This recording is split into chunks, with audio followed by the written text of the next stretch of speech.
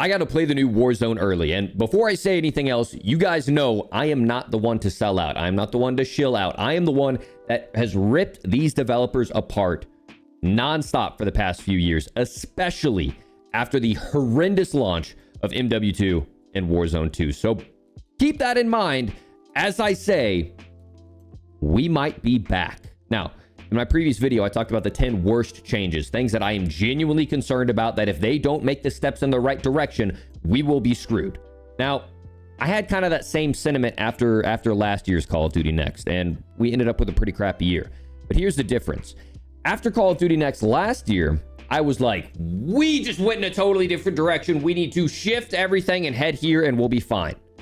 This year is different, okay? We have went in an incredible direction and we still have a few stragglers left behind. And I talked about those stragglers in the last video. For this video, we're going to talk about the massive changes, the 10 best changes, and they have fundamentally changed the way that this game feels. And I am very excited heading into next year. Now, I'm always going to keep it honest, and there are going to be some, caveats in today's video, but we're going to talk about the 10 best changes heading into the next Warzone after what I played at Call of Duty Next and what I've seen after the MW3 beta, and we're in a pretty good spot.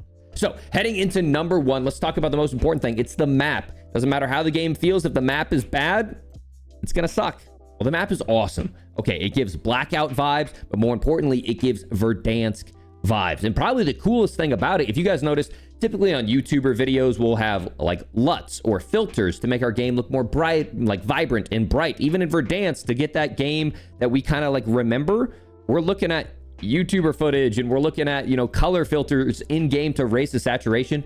It's beautiful. Okay. It's nice. It's modern. There isn't a lot of wide open, expansive spaces that, you're going to get ripped across as you're trying to cross. And most importantly, there isn't a high ground in the middle of the map. For the last 2 years, we've been playing with the Caldera Peak, a giant mountain up top. We've been playing with the Al-Mazrah Zaya Observatory, a giant mountain up top. And it seems like every single game, you either have someone camping up top, sniping down at you, or you have to become like a mountain goat simulator and work your way up the top. It's a sweet map, man. I've got some B-roll playing in the background. It's awesome. Hey, it's got the downtown vibes if you want that sniper to sniper combat, and then it's got zip lines across that you can work your way to other high grounds. And unlike Verdansk, where downtown combat was a little bit annoying, we now have ascenders, we have redeploy drones, we have cranes that you can climb all the way up on top of, get above those buildings, and swan down on top of them. Boys, the map is beautiful. It plays really well. It's got Verdansk vibes, and there's plenty of cover, outplayability, and the water's annoying, but we're actually going to get to how they solve the water combat here in a moment. Heading on to number 2, movement is back. Now, you probably watched my previous video and you're wondering, Isaac, you said movement was one of the cons, and that's because there are still a couple things left with movement that have not been pried away from the cold, dying hands of Infinity Ward. But for the most part, Sledgehammer has given us our game back. Okay, slide canceling is back. Now, originally when I played a Call of Duty Next, there was a slide cancel where you would slide and then you would be forced to walk, and then slide cancel and then forced to walk. They got rid of that. As you can see in the gameplay in the background, you can slide around corners, chow extremely quickly. There's a minor delay, and I was at first pissed at the idea that there was any delay, but even if they left that in, like I said, I'm pretty cynical about these developers. It feels fine. It feels really dynamic, really fluid. You can have super cracked movement. Even all my TikTok YY kitties are going to be perfectly fine. Okay, nice thing about it is, though, is you really don't need that insane slide cancel anymore. Okay, because even just a regular slide, if you go to just hit a regular slide, you can start shooting immediately. Okay, the nice thing is, too, and we're going to cover this all in an expansive future video, there's a difference between MW3, Modern Warfare 3 base movement, and Warzone movement, because Warzone movement is going to get additional bonus movement on top of what you played. So if you played the MW3 beta and you felt like, man, my movement still doesn't feel right, just know that the movement inside of Warzone is going to, by default, not with perks, by default, going to be even better. We'll discuss that all in depth in a future video, but know that slide canceling is back. You can get up faster after diving. Mantling is exceptionally faster. Climbing ladders is exceptionally faster. Like, everything in this game, including going up zip lines, including hitting personal redeploy drones, everything is significantly faster than we had back in Warzone 2, Modern Warfare 2. Thank God. Heading on to number 3. So we've got a beautiful map. We can move around it really well.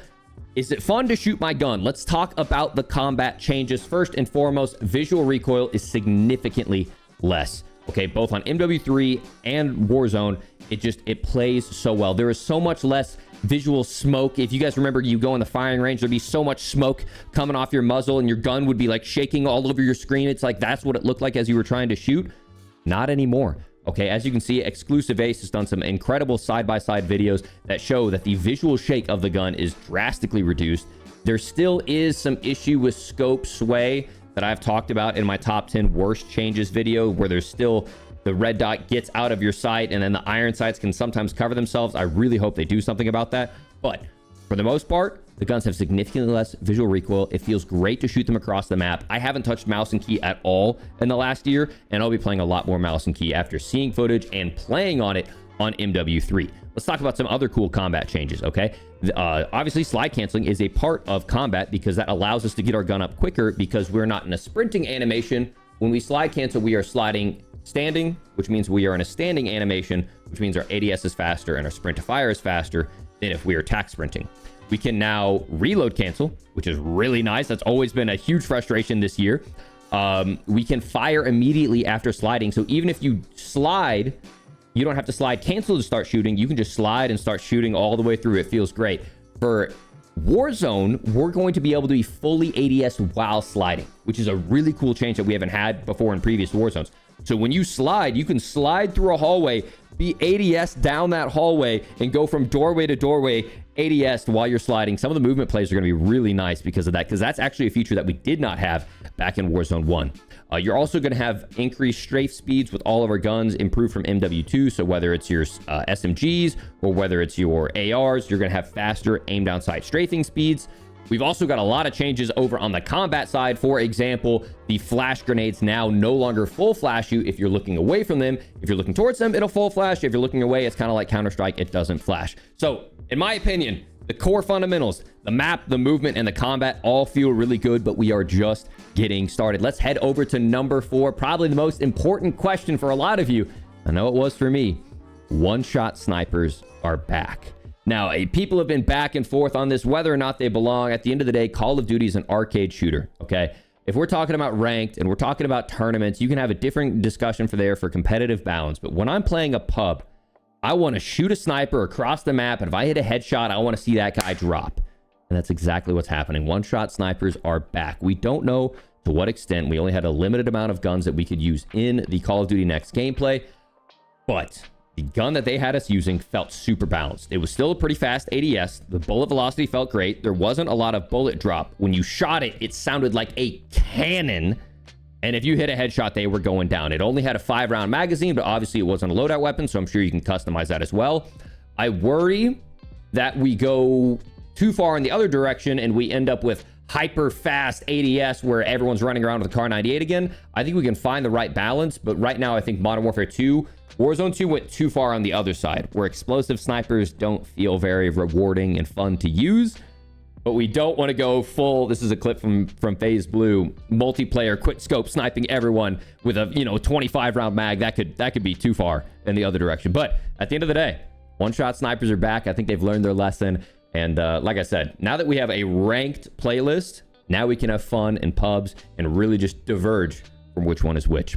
Heading over to number 5, one of the most frustrating things for me in the last year, and you guys saw me rip this apart probably for like 20 minutes straight on a previous video, the gulags. The gulag is amazing in this game, okay? No more 2v2 gulag, no more 2v2 with a jailer, no more like super, we've had 2 gulags in the past 12 months. Okay, one of them was a 2v2 gulag with a jailer. The other one is a 2v2 gulag, but you can only do a 1v1 in it. It's a massive map for only 1v1. It is a small, close quarters, fast action, 3-lane, just like the OG gulag showers.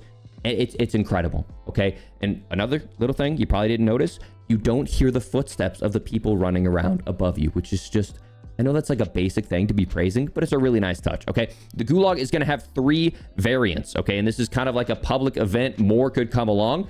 You can have the NVG gulag where you start up. It's a night vision goggles. Keep in mind, competitive is one thing, ranked is one thing. This is a cool public match mode that people are going to play when they get home from work. It's just a fun little event. Night vision gulag. You also have the locked and loaded gulag where you start with full plates and a fully geared weapon. So imagine you win that gulag and you come back from the gulag with a badass weapon to head back in to help your squad. That's a nice little random event that could happen.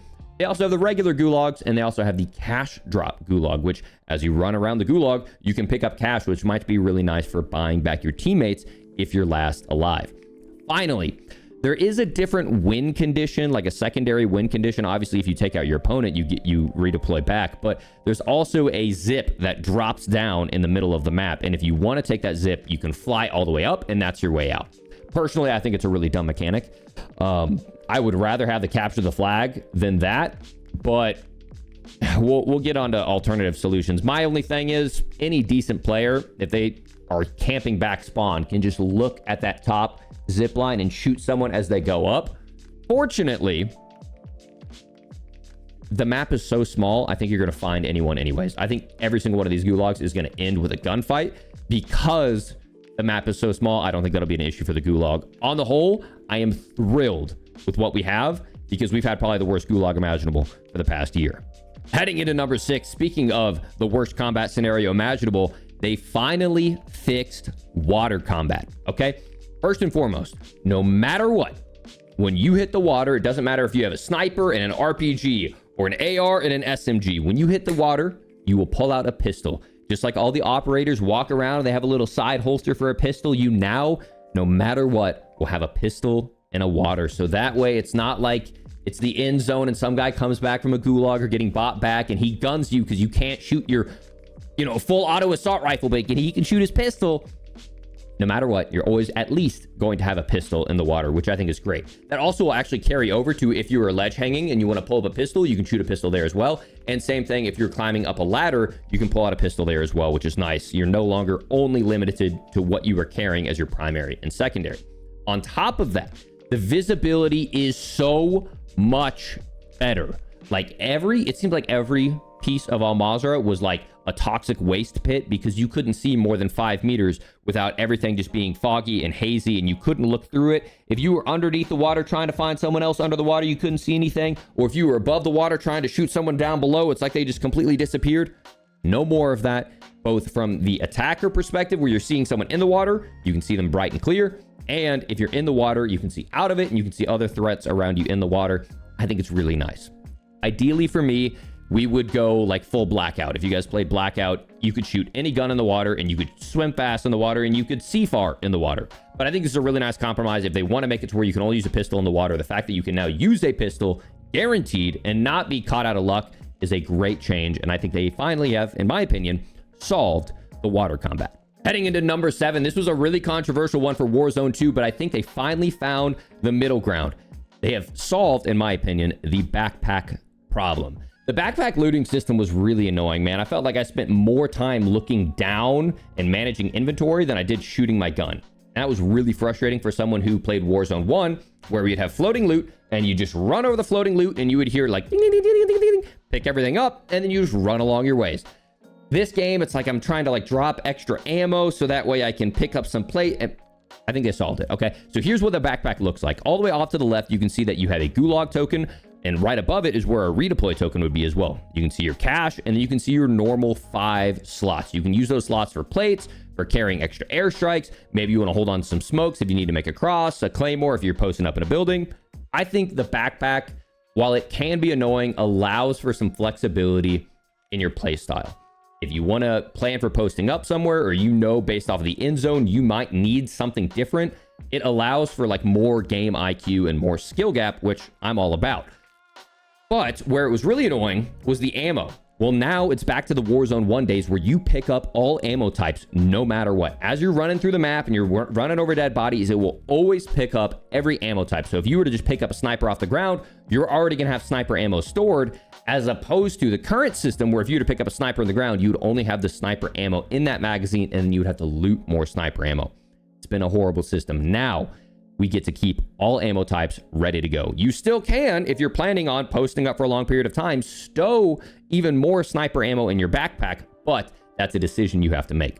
Heading down to the bottom, you can see we have color-coded loot now for our weapons. A red is going to be your loadout weapon, and then you also are going to have the blue, green, purple, orange, etc.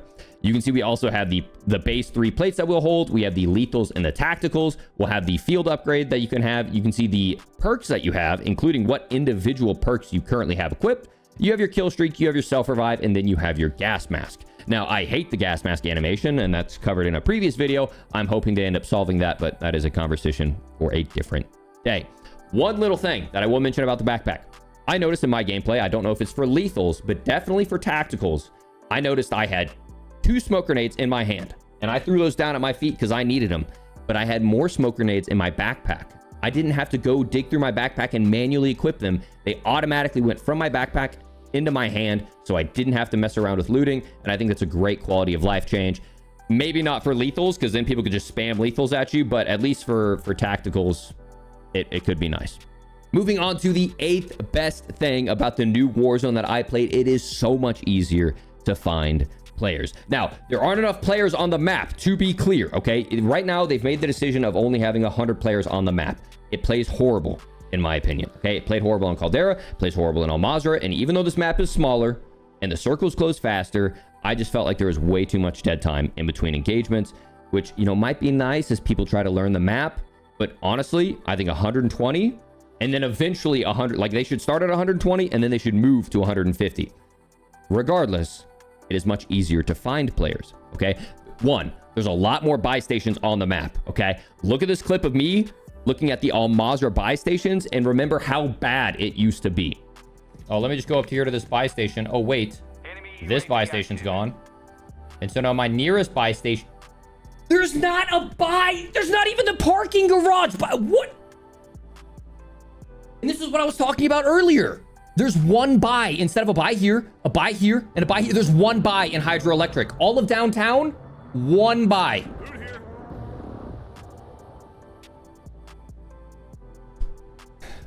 This is what I'm talking about. Making changes that we didn't ask for.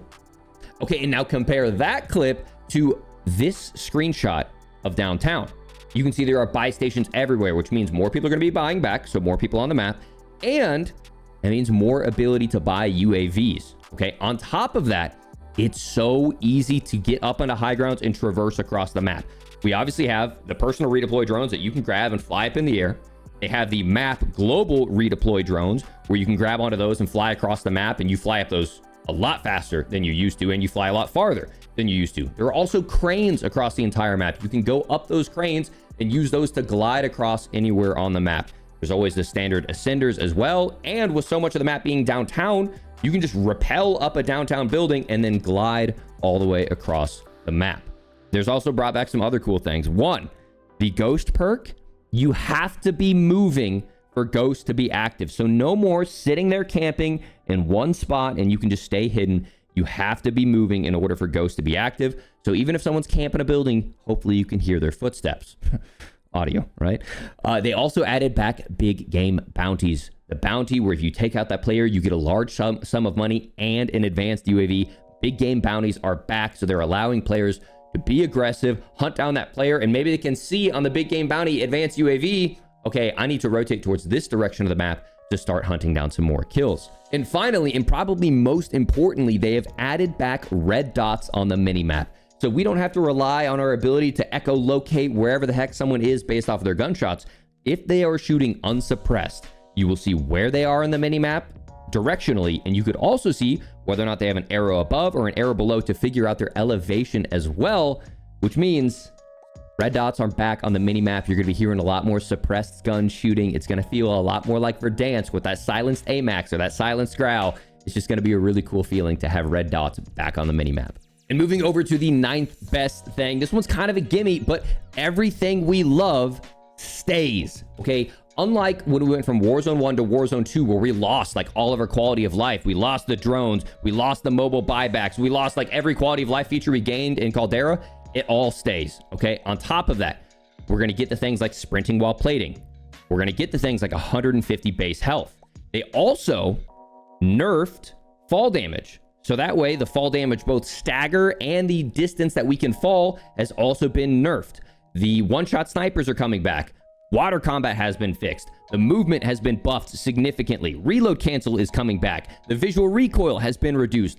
All of the quality of life that we had, both in the last year, and all the ones that I've mentioned, it's just, we're not losing anything that we loved heading into this game, which is not something we could say last year. And then finally, and probably most importantly for number 10, our favorite maps are coming back, okay? It was announced officially at Call of Duty Next. Rebirth Island and Fortune's Keep are coming back for my Resurgence players who love the small map.